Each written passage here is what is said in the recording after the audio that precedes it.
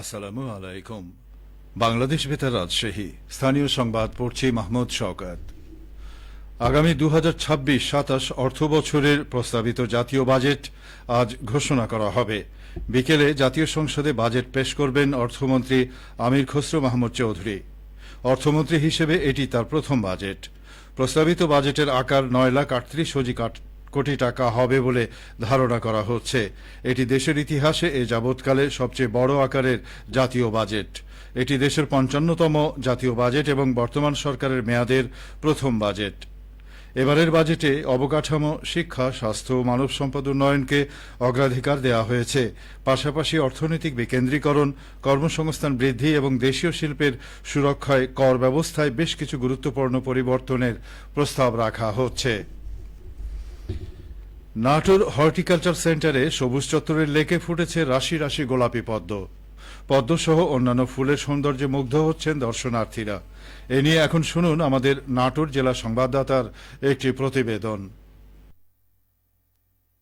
নাটোরের horticulture centre, যেখানে পদ্ম ফুলের মাথায় ভ্রমর খেলা করে। হর্টিকালচার সেন্টারের উপপরিচালক মোহাম্মদ শামীম ইকবাল বলেন, নাটোর হর্টিকালচার সেন্টারের সবুজ চত্বরে লেকের পানিতে ফুটেছে রাশি রাশি গোলাপি আভার পদ্ম ফুল, যেখানে পদ্ম ফুলের মাথায় ভ্রমর খেলা করে। লোকচক্ষুর আড়ালে থাকা এই পদ্ম লেকটি হতে পারে যে কোনো ছুটির দিনে মানুষের শান্তির পরশ।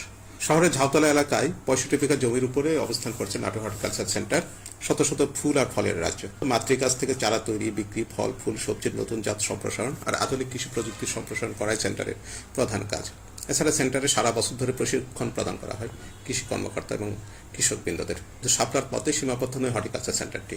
সংগ্রহ করা অসংখ্য ফল ও ফুলের গাছ রোপণ করা হয়েছে। হাজারো ফুলের আনন্দ সম্ভারে পৃথিবীটা যেমন আরো সুন্দর হয়, হাজারো গাছের ফলদানে এটি আরো সার্থক হয়ে ওঠে। নাটোর হর্টিকালচার সেন্টার শত প্রজাতির ফল, ফুলের চারা সুলভ মূল্যে জনগণের মাঝে বিতরণের অপেক্ষায়। এছাড়া সীমানা প্রাচীরের ভিতরে ওয়াপিও তৈরির পরিকল্পনা করা হয়েছে, যাতে এটি হতে পারে প্রাতকালীন ও সান্ধ্যকালীন স্বাস্থ্য সচেতন ব্যক্তিদের প্রশান্তির খোরাক।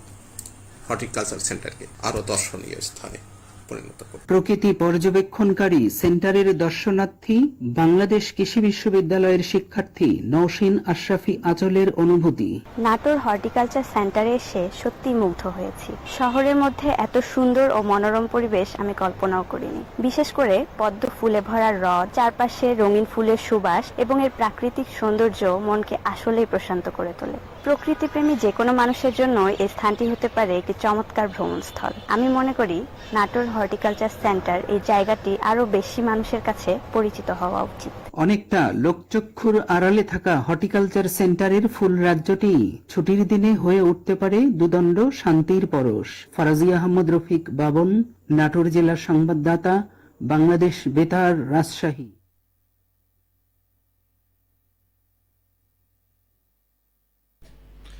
পাবনার বিভিন্ন থানা ও ক্যাম্পের উদ্যোগে মাদক বিরোধী, ভেজাল বিরোধী এবং অবৈধ কর্মকাণ্ড প্রতিরোধে বিশেষ অভিযান অব্যাহত রয়েছে। বিশেষ এই অভিযানে ইতোমধ্যে 7 জনকে গ্রেফতার এবং বেশ কয়েকজনকে বিভিন্ন ধরনের অপরাধের জন্য জরিমানা করা হয়েছে। পাবনা পুলিশ সুপার সুফিউল্লাহর সার্বিক নির্দেশনায় গতকাল পাবনার বিভিন্ন স্থানে এই অভিযান চালানো হয়। জেলা পুলিশ সূত্রে জানা গেছে, পাবনা সদরে 2 জন, ঈশ্বরদীতে 1 জন এবং ফরিদপুরে 1 জন, সাথিয়ায় 1 জন এবং আমিনপুরের কাশীনাথপুরে 2 মাদক কারবারিকে আটক করা হয়েছে। এছাড়াও ফরিদপুরে ভেজাল ঘি তৈরির দায়ে 2 জনকে 2,20,000 টাকা জরিমানা এবং কাশীনাথপুরে অবৈধভাবে মাটি খননের অপরাধে 1 জনকে 50,000 টাকা অর্থদণ্ড প্রদান করা হয়। পাবনা পুলিশ সুপার সুফিউল্লাহ জানান, মাদক, ভেজাল পণ্য ও সকল ধরনের অপরাধ দমনে পাবনা জেলা পুলিশের অভিযান অব্যাহত থাকবে। জননিরাপত্তা নিশ্চিতকরণে জেলা পুলিশ সর্বদা বদ্ধপরিকর। বিভাগীয় পর্যায়ে বিতর্ক কুইজ প্রতিযোগিতায় প্রথম স্থান অর্জন করেছে নবাবগঞ্জ মডেল সরকারি প্রাথমিক বিদ্যালয়। রাজশাহীতে অনুষ্ঠিত প্রাথমিক শিক্ষা পদক বিতর্ক প্রতিযোগিতায় বিদ্যালয়ের 5 সদস্যের দলটি বিভাগীয় পর্যায়ে প্রথম স্থান লাভ করে জাতীয় পর্যায়ে অংশগ্রহণ করবে। এছাড়া প্রাথমিক শিক্ষা পদক কুইজ প্রতিযোগিতায় 5ম শ্রেণীর শিক্ষার্থী আইমান কানিতা বিভাগীয় পর্যায়ে প্রথম স্থান অর্জন করে জাতীয় পর্যায়ে অংশগ্রহণের সুযোগ পেয়েছে। সবশেষে আবহাওয়া। আজ দুপুর 12টায় রাজশাহীতে তাপমাত্রা ছিল 30.7 ডিগ্রি সেলসিয়াস। এ সময় বাতাসে আপেক্ষিক আর্দ্রতার পরিমাণ ছিল 71%।